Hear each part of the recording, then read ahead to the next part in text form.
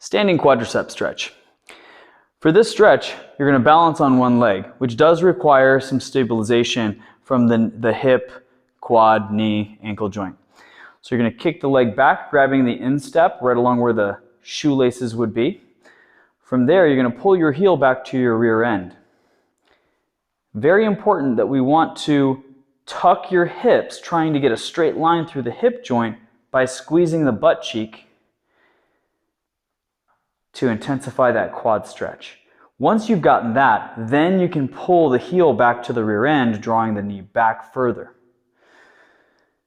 Try and find a focal point about 3 to 5 feet out in front of you and stare only at that to help you with your balance. You're going to hold for about 30 seconds to a minute and then switch sides.